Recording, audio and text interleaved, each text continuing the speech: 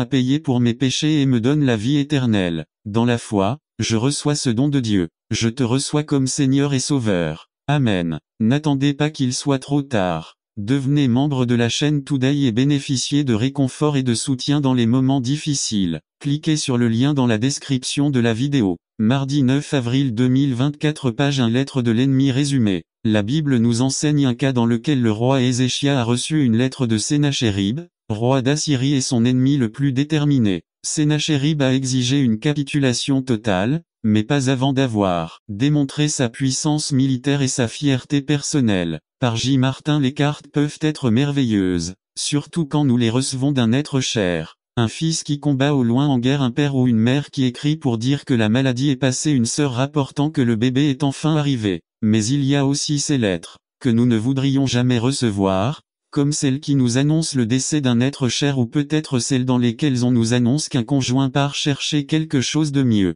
Et que dire de la lettre du médecin qui nous apprend que la maladie est si grave qu'elle ne peut prédire que quelques mois de vie? Qu'en est-il de la lettre de la banque disant qu'il n'y a plus de temps et qu'il est temps de reprendre possession de la maison? C'était comme si ces lettres venaient de nos propres ennemis. La Bible nous parle d'un cas où le roi Ézéchias reçut une lettre de Sennachérib, roi d'Assyrie et son ennemi le plus déterminé. Sennachérib a exigé une capitulation totale, mais pas avant d'avoir démontré sa puissance militaire et sa fierté personnelle. Sennachérib eut même l'audace de diffamer Dieu en le comparant aux autres dieux du peuple qu'il avait conquis. Quelle situation terrible pour Ézéchias, et combien pire de recevoir, dans un moment comme celui-ci, des lettres de son ennemi. Quelles sont les situations dans lesquelles Ézéchias a reçu ces lettres? Ézéchias reçoit les lettres après avoir fait le bon. Après une telle démonstration de fidélité de la part d'Ézéchias, Sennachérib, roi d'Assyrie, marcha contre Juda et assiégea les villes fortifiées, prêt à les conquérir. 2 Chroniques 32,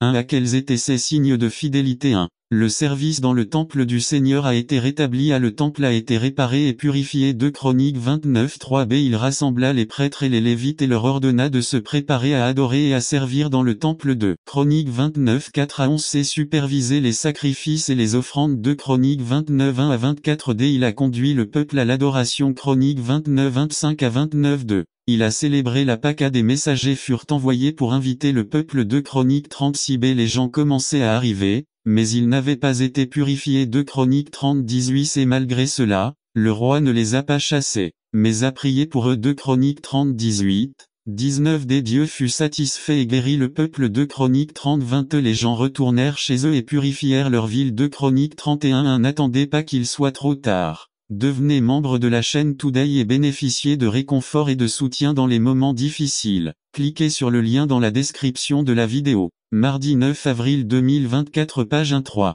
Établir un système de contribution pour le temple. Des contributions, des dîmes et des offrandes dédiées ont été apportées. 2 Chroniques 31, 11. Les contributions étaient des offrandes de. Les dîmes représentaient un dixième des gains d'une personne et servaient à subvenir aux besoins des prêtres et des lévites. Des offrandes dédiées ont été faites dans un but spécifique. Tout cela était bon et juste devant le Seigneur. 2 Chroniques 31, 24. Aujourd'hui, l'ennemi attend notre décision d'accomplir de bonnes choses avant de nous envoyer des lettres lorsque nous décidons de servir Dieu. Mais si vous ne trouvez pas bon de servir le Seigneur, choisissez-vous, même qui vous servirez les dieux que vos ancêtres ont servis de l'autre côté de l'Euphrate, ou les dieux des Amoréens, dans lesquelles terres que vous habitez maintenant. Pour ma part, ma famille et moi servirons le Seigneur. Josué 24, 15. En assistant au service religieux de, en préparant notre famille à adorer le Seigneur en adorant activement Dieu avec les autres. Lorsque nous partageons avec les autres les actes merveilleux de Dieu, je n'oserais parler de rien d'autre que de ce que Christ a fait à travers moi pour que les païens parviennent à obéir à Dieu. Il l'a fait en parole et en acte, à travers des signes et des miracles puissants, par la puissance de l'Esprit de Dieu. Ainsi, ayant commencé à Jérusalem, j'ai achevé la proclamation de l'évangile du Christ partout, même dans la région d'Illyrie. Romains 15, 18, 19. Nous avons été envoyés comme messagers pour témoigner de ce que Dieu a fait pour nous deux. Nous ne devrions pas nous sentir offensés par ceux qui se moquent de nous. Nous invitons les gens à venir tels qu'ils sont. Nous ne forçons personne à changer car Dieu le fera à sa manière. C'est lorsque nous contribuons au plan de Dieu. Souvenez-vous de ceci: celui qui sème peu récoltera peu, et celui qui sème abondamment moissonnera abondamment. Chacun doit donner selon ce qu'il a décidé dans son cœur, sans réticence ni par obligation, car Dieu aime celui qui donne avec joie. 2 Corinthiens 9:6, c'est grâce à nos dîmes 2, grâce à nos offres grâce à notre temps et à nos efforts. 2. Ézéchias a reçu les lettres après que l'ennemi l'aurait entouré. N'attendez pas qu'il soit trop tard. Devenez membre de la chaîne Today et bénéficiez de réconfort et de soutien dans les moments difficiles. Cliquez sur le lien dans la description de la vidéo. Mardi 9 avril 2024 page 2 Ézéchias a appris que Sennachérib se dirigeait également vers Jérusalem dans le but de l'attaquer. 2 Chroniques 32:2 À cela a causé de graves conséquences pour Ézéchias et son peuple. 1. Peur de subir des dommages physiques. 46 villes fortifiées de Juda avaient été capturées. Ésaïe 36:12b Près de 200 000 personnes avaient été capturées. C'est le royaume d'Israël avait été vaincu 19 ans avant notre ère. L'armée assyrienne se trouvait désormais devant les portes de Jérusalem. 2. La grande tension émotionnelle. À 3 hauts fonctionnaires ont rendu visite à Ézéchias. 2 Rois 18-17 Son vice-roi. 2. Son eunuque votre commandant en chef. B. Il savait qu'Ézéchias n'avait aucun plan d'attaque. L'Égypte ne pouvait pas fournir de soutien. Ésaïe 36:6-2. Le royaume d'Ézéchias ne pouvait même pas fournir de guerriers pour la bataille. Ésaïe 36:8 Le pire de tout est qu'ils l'ont informé que Dieu était toujours contre lui. Chroniques 32:16-17 Ils accusèrent Ézéchias de tromper le peuple. 2 Rois 18:29 Ils ont fait une offre alléchante à ceux qui voulaient se rendre. 2 Rois 18:31-32-3 Aujourd'hui, l'ennemi va nous envoyer ces lettres pour nous causer une grande inquiétude. Nous menacera de dommages physiques. Cela nous rappellera d'autres personnes qui ont traversé nos souffrances et comment ils ont été vaincus. 2. Il mentionnera son expérience au combat et son apparente victoire. B. L'ennemi nous rendra émotionnellement instables. Cela nous fera penser que plus personne ne peut nous aider. J'ai regardé, mais il n'y avait personne pour m'aider. J'étais étonné que personne ne m'ait soutenu. Ésaïe 32:5. 2. Cela nous fera nous sentir sans force pour lutter. Il nous tentera avec une sortie rapide pour éviter le combat. Cela nous fera penser que Dieu est contre nous. N'attendez pas qu'il soit trop tard. Devenez membre de la chaîne Today et bénéficiez de réconfort et de soutien dans les moments difficiles. Cliquez sur le lien dans la description de la vidéo. Mardi 9 avril 2024 page 3 Après avoir reçu les lettres, Ézéchias les présentait à Dieu. Ézéchias prit la lettre des mains des messagers et la lut.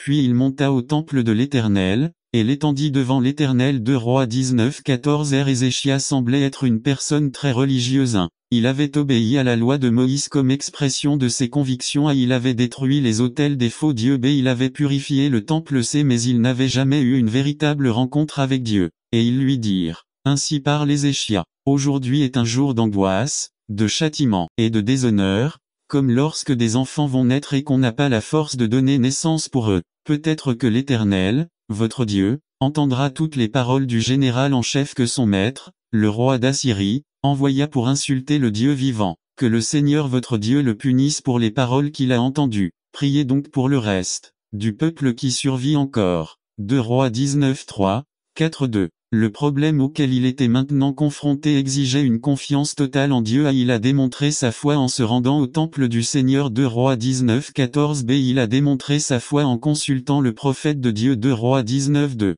4 C. Il a démontré sa foi en ne demandant de l'aide à personne d'autre. 3. Dans sa prière, Ézéchias n'a pas demandé de vengeance pour des offenses personnelles et en sa présence il a prié ainsi. Seigneur, Dieu d'Israël, trônant au-dessus des chérubins, toi seul es le Dieu de tous les royaumes de la terre. Tu as fait les cieux et la terre. Fais attention, Seigneur, et écoute. Ouvre les yeux, Seigneur, et vois écouter les paroles que Sennachérib a ordonné de prononcer pour insulter le Dieu vivant. 2 Rois 19:15. 16 A. Il reconnut que Dieu avait été offensé par les paroles de Sennachérib. B. Il reconnut que tous les autres dieux avaient été détruits par l'ennemi parce qu'ils n'étaient pas vrais. C. Il demanda à Dieu de l'aider à être délivré. 4. Dieu fut satisfait d'Ézéchias et promit de le délivrer. Moi, l'Éternel, je déclare ceci à propos du roi d'Assyrie. Il n'entrera pas dans cette ville et ne tirera pas une seule flèche contre elle. Il ne la confrontera pas avec des boucliers et ne construira pas non plus de rampe d'assaut contre elle. Il reviendra par le même chemin qu'il est venu. Il n'entrera pas dans cette ville. Moi, le Seigneur, je l'affirme. 2 Rois 19:32, 33-5. Dieu fera la même chose pour nous aujourd'hui. Il ne veut pas que nous soyons simplement religieux. Regardez, je me tiens à la porte et je frappe. Si quelqu'un entend ma voix et ouvre la porte, j'entrerai et je mangerai avec lui, et lui avec moi. Apocalypse 3:20. N'attendez pas qu'il soit trop tard. Devenez membre de la chaîne Today et bénéficiez de réconfort et de soutien dans les moments difficiles. Cliquez sur le lien dans la description de la vidéo. Mardi 9 avril 2024, page 4b. Il veut que nous ayons une véritable rencontre avec lui. 6. Cela nécessite que nous ayons une confiance totale en lui. Notre confiance se manifestera en fréquentant sa maison. Ne renonçons pas à nous réunir, comme certains ont l'habitude de le faire, mais encourageons-nous les uns les autres, et d'autant plus maintenant que nous voyons ce jour approcher. Hébreux 10, 25b. Notre confiance se démontrera en consultant sa parole. Ceci nous a confirmé la parole des prophètes, à laquelle vous feriez bien de prêter attention, comme à une lampe qui brille dans un lieu obscur, jusqu'à ce que le jour se lève et que l'étoile du matin se lève demain dans leur cœur. 2 Pierre 1, 19-7. Dieu sera satisfait de notre action et de notre attitude et nous sauvera même s'il semble que tout est perdu. Dieu nous délivrera quand même des lettres de notre ennemi. Mais nous avons ce trésor dans des vases d'argile pour qu'on puisse voir qu'une telle puissance sublime vient de Dieu et non de nous. Nous nous voyons troublés en tout, mais non abattus, perplexes, mais pas désespérés, persécutés, mais pas abandonnés, renversés, mais pas détruits. 2 Corinthiens 4-7. 9. Peu importe si aujourd'hui vous essayez de faire le bien et de servir Dieu de tout votre cœur et de toute votre force, sans aucun doute, l'ennemi tentera de vous faire abandonner. Il vous entourera de toutes sortes de maux et menacera de vous vaincre, mais pas avant de lui avoir offert la possibilité de se rendre et de lui avoir donné une apparente paix. Mais ce ne sera qu'un piège pour vous faire tomber plus vite que prévu. En fin de compte, l'ennemi vous enverra des lettres dans lesquelles il concrétisera ses menaces et vous fera penser qu'il n'y a plus d'espoir. Cependant, prenez les cartes et présentez-les à Dieu. Il se souviendra de vous et vous sauvera. Et les lettres de l'ennemi seront annulées par les paroles que Dieu a dites à Ézéchias par l'intermédiaire du prophète Isaïe. Il n'entrera pas dans cette ville et ne tirera pas une seule flèche contre elle. Il ne la confrontera pas avec des boucliers et ne construira pas non plus de rampe d'assaut contre elle. Il reviendra par le même chemin qu'il est venu. Il n'entrera pas dans cette ville. Moi, le Seigneur, je l'affirme. 2 Rois 19-32, 33. N'attendez pas qu'il soit trop tard. Devenez membre de la chaîne Today et bénéficiez de réconfort et de soutien dans les moments difficiles. Cliquez sur le lien dans la description de la vidéo. Mardi 9 avril 2024, page 5. Une âme en vaut la peine. Résumé. Un message comme nous a utilisé pour Dieu et sur l'importance d'une âme. Par Cherie Mercier. Une âme vaut ça. Cet après-midi, je parlerai de la valeur d'une âme aux yeux de Dieu. Nous pensons que beaucoup doivent être sauvés, mais Dieu a utilisé un seul homme, Fille, pour prêcher l'évangile de Jésus-Christ à une seule personne. Cette personne est retournée dans son pays et Jésus a prêché. Après la mort d'Étienne à la fin du chapitre 7 des Actes, nous voyons l'Église dispersée et très persécutée par Saul. Philippe, l'un des diacres du chapitre 6, ils vont au Samarium et prêchent l'évangile à beaucoup. Il y a des miracles et des guérisons à l'extérieur et il y a aussi une grande joie dans la ville. Philippe continue de prêcher le royaume de Dieu au peuple et beaucoup le croient. Ils sont baptisés dans l'eau. Jean et Pierre sont appelés probablement parce que l'Église est encore toute nouvelle et peut-être pour un soutien moral. Ils imposent les mains aux croyants et ils sont remplis du Saint-Esprit. Bien sûr, Simon l'illusionniste voit quelque chose à propos de la puissance du Saint-Esprit et pense qu'il peut l'acheter. Bien sûr, il est réprimandé, se repent et demande à Pierre de prier pour lui. Après cela, ils s'en vont et continuent à prêcher la parole dans de nombreux villages samaritains tout en retournant à Jérusalem. Fille est celui qui continue à prêcher, prêcher, prêcher. Mais c'est ici que le Seigneur fait faire diversion à Philippe. Dans notre vie, nous devons écouter lorsque le Seigneur nous demande d'aller dans une direction différente. Il pense que le Seigneur l'envoie et prêche ailleurs. Philippe aurait pu raisonner, mais Seigneur, ne vois-tu pas combien de personnes sont touchées par l'évangile alors que je vais leur prêcher le royaume de Dieu? Non, il ne fait pas cela, mais il est obéissant à la parole qui lui est adressée par l'ange du Seigneur. Le Seigneur dit à Fille d'aller aux côtés de l'eunuque éthiopien et il le fait. Lorsque l'eunuque lit Isaïe 53:7 et demande à Fille, parle-t-il de lui-même ou de quelqu'un d'autre? Philippe ne répond pas mais commence par le passage de l'Écriture et lui prêche Jésus-Christ. Dans notre vie quotidienne, nous devrions être capables de prêcher la parole à nos voisins, à notre famille et à nos amis, en les dirigeant vers Jésus-Christ et le salut en lui. Bien sûr, alors qu'il continue, il trouve un plan d'eau et l'eunuque demande, « Voyez, il y a de l'eau ici, qu'est-ce qui m'empêche de me faire baptiser ?» Il avait accepté Jésus-Christ comme Seigneur et Sauveur et voulait suivre le commandement de se faire baptiser. Fille le baptisé, en sortant de l'eau, Fille est pris par l'Esprit l'exploit surnaturel et emmené à Azotus. Il continue d'y prêcher. Maintenant, mon point est le suivant, bien que Fille ait prêché l'évangile à beaucoup comme ce chapitre le décrit, lorsque le Seigneur l'a fait s'adresser à une seule âme, une seule, l'eunuque, il est allé prêcher l'évangile à cette seule âme. C'est ce que nous devrions faire. Le gars ici, cet eunuque est bien sûr retourné en Éthiopie, et probablement en tant que premier chrétien, a propagé l'évangile de Jésus-Christ aux Éthiopiens. Voyez-vous, si nous faisons ce que Fille a fait, obéir à Dieu quand il nous dit d'y aller, même à 13 heures, nous apprenons combien cette personne mènera à Jésus-Christ et au salut en lui. Je ne sais pas pour vous, mais pour moi, cela me montre que je dois toujours être prêt à donner une réponse à l'espoir qui est en moi. 1 Pierre 3, 15. Je ne sais jamais qui sera sauvé. N'attendez pas qu'il soit trop tard. Devenez membre de la chaîne Today et bénéficiez de réconfort et de soutien dans les moments difficiles. Cliquez sur le lien dans la description de la vidéo. Mardi 9 avril 2024 page 1 parce que je dirige une âme vers le Seigneur Jésus-Christ. Sortons et soyons prêts à partager Jésus avec n'importe qui, pas seulement une foule mais un âme à la fois. N'attendez pas qu'il soit trop tard. Devenez membre de la chaîne Today et bénéficiez de réconfort et de soutien dans les moments difficiles. Cliquez sur le lien dans la description de la vidéo. Mardi 9 avril 2024 page 2. Ne vous contentez pas de moins que le meilleur de Dieu. Résumé. Nous sommes tous confrontés à la vie, et Dieu veut que nous l'affrontions dans la victoire. Par Joshua Pinto. Nous sommes tous confrontés à la vie, et Dieu veut que nous l'affrontions avec victoire. Le livre de Josué est un livre de victoire et nous enseigne comment remporter la victoire jour après jour. Josué 17 12 à 18 12. Les membres de la tribu de Manassé ne pouvaient pas habiter ces villes, parce que les Cananéens persistaient à y vivre. 13 Une fois devenus forts, les Israélites réduisirent les Cananéens en esclavage, mais ne les expulsèrent pas complètement de ces pays. 14 Les tribus de Joseph reprochèrent à Josué: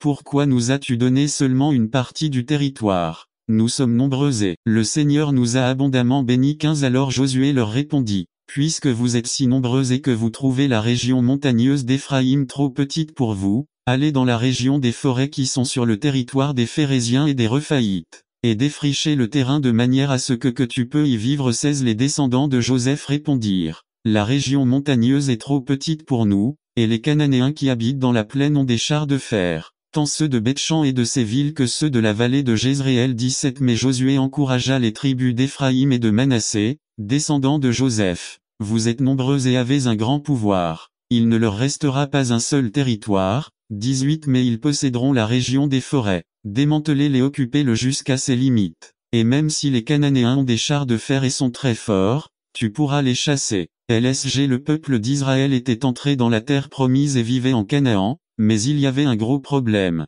Le plan de Dieu pour son peuple était une occupation totale du territoire. Dieu a dit à Josué et au peuple d'Israël de prendre le pays d'une frontière à l'autre et de le prendre dans son intégralité. Dieu leur a donné l'ordre d'expulser les Cananéens de leur territoire, mais ils ont néanmoins désobéi. Il n'y avait aucune raison pour que les Cananéens restent dans la terre promise. Il n'y avait aucune raison pour que le peuple d'Israël ne les expulse pas de son territoire. Les Israélites ne voulaient tout simplement pas le faire. Les Cananéens étaient un peuple possédé par des démons qui rendaient difficile la prise de leur héritage par le peuple de Dieu et empêchaient le peuple de Dieu d'obtenir une victoire totale. Lorsque nous voyons cette situation, nous pouvons remarquer qu'il y avait 3 types de Cananéens qu'ils n'ont pas réussi à expulser de la terre promise, et en même temps ils représentent les choses qui empêchent le croyant d'obtenir la victoire. Il y avait des Cananéens qui favorisaient Josué 17 13 Lorsque les Israélites devinrent forts, ils réduisirent les Cananéens en esclavage, mais ne les expulsèrent pas complètement de ces pays. N'attendez pas qu'il soit trop tard. Devenez membre de la chaîne Today et bénéficiez de réconfort et de soutien dans les moments difficiles. Cliquez sur le lien dans la description de la vidéo. Mardi 9 avril 2024 page 1 Les Israélites pensaient avoir une meilleure idée. Ils se sont justifiés et ont dit: il n'y a aucune raison pour que nous les expulsions de cette terre. Nous pouvons leur faire payer un tribut, nous pouvons les taxer et en faire des esclaves. Au lieu de les expulser, nous allons pour les domestiquer et ils nous serviront. Beaucoup d'entre nous ont fait la même chose, nous avons favorisé certains péchés dans nos vies. Il y a certains vices que nous pensons pouvoir apprivoiser d'une manière ou d'une autre et en tirer profit. Certaines personnes voient l'alcool, le jeu et d'autres choses de cette façon. D'autres vices peuvent être une petite habitude, une activité suspecte, un comportement douteux ou simplement un joug inégal. Ce n'est peut-être pas quelque chose de totalement mauvais, et nous pensons que c'est quelque chose que nous pouvons contrôler. Mais il y a des cananéens ou des vices que nous favorisons et nous pensons que d'une manière ou d'une autre nous pouvons les prendre et les utiliser pour notre propre bénéfice ou pour notre propre gloire. On ne peut pas servir deux maîtres. Il y avait des Cananéens qu'ils craignaient. Josué 17, 16b. La région montagneuse est trop petite pour nous, et les Cananéens qui habitent dans la plaine ont des chars de fer. Il n'y avait pas que les Cananéens qu'ils favorisaient. Là il y en avait d'autres qu'ils craignaient. Certains d'entre eux étaient des géants équipés de chars de fer. Ils ont dit: nous ne pouvons pas les battre. Nous ne pouvons pas les apprivoiser comme nous avons apprivoisé les autres, alors laissons-les tranquilles. Vous devez comprendre que Satan viendra à vous de deux manières. Il viendra vous séduire ou il vous terrifiera. Il a convaincu de nombreuses personnes qu'elles ne peuvent pas vivre dans la victoire. Êtes-vous un d'entre eux? Vous êtes-vous incliné devant certaines choses ou situations et avez-vous dit: cela n'en vaut pas la peine? Parfois, nous craignons les problèmes de drogue, d'alcoolisme, d'immoralité ou de comportement criminel parce qu'on nous dit que ces problèmes sont trop importants pour nous. Nous vivons donc dans l'effroi et la peur. Mais il n'y a pas de péché que nous ne puissions vaincre, il n'y a pas de tentation si terrible, il n'y a pas de problème si grand,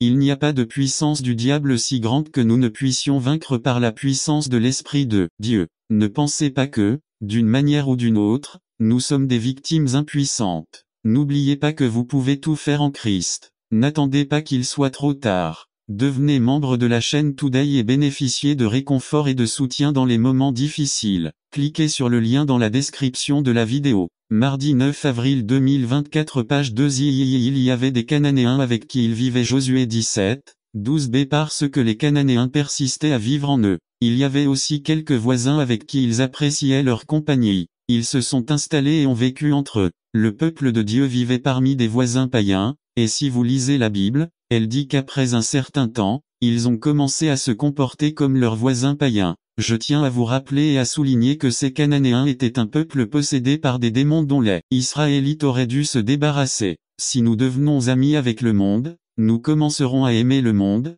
et alors nous nous conformerons au monde. Et finalement nous finirons par être condamnés avec le monde. Retirez le péché de votre vie et ne vivez plus avec le péché, vous devez apprendre à faire la différence et vous appartenez au Christ. Conclusion. Y a-t-il des Cananéens dans votre vie? Y a-t-il des péchés que vous favorisez ou pensez pouvoir apprivoiser? Y a-t-il des péchés que vous craignez et pensez ne pas pouvoir surmonter? Y a-t-il des péchés avec lesquels vous vivez et avez-vous fait la paix avec eux? Le plan de Dieu pour votre vie est la victoire. Il veut que vous ayez sa complète bénédiction. Ne vous contentez pas de moins que le meilleur de Dieu. N'attendez pas qu'il soit trop tard. Devenez membre de la chaîne Today et bénéficiez de réconfort et de soutien dans les moments difficiles. Cliquez sur le lien dans la description de la vidéo. Mardi 9 avril 2024. Page 3. Croyez au miracle, mais faites confiance à Jésus. Résumé. Croyez au miracle, mais ne mettez pas votre foi dans les miracles. Mettez votre foi au Seigneur Jésus-Christ. Par Joshua Pinto. Je crois au miracle, mais j'ai fait confiance à Dieu. Si vous croyez la Bible, vous savez que Dieu est un Dieu de miracles. Dieu n'est limité à aucun degré, il est souverain dans la totalité. Croyez-vous cela? Croyez au miracle, mais ne croyez pas au miracle. Mettez votre foi au Seigneur Jésus-Christ. Regardons le miracle de nourrir les 5000 personnes tel que le raconte Jean. Jean 6, 1 à 14. Après cela, Jésus se rendit de l'autre côté de la mer de Galilée, celle de Tibériade 2, et une grande foule le suivit. Parce qu'il voyait les miracles qu'il faisait sur les malades. 3. Alors Jésus monta sur une montagne et s'y assit avec ses disciples. 4. Et la Pâque, la fête des Juifs, était proche. 5. Lorsque Jésus leva les yeux et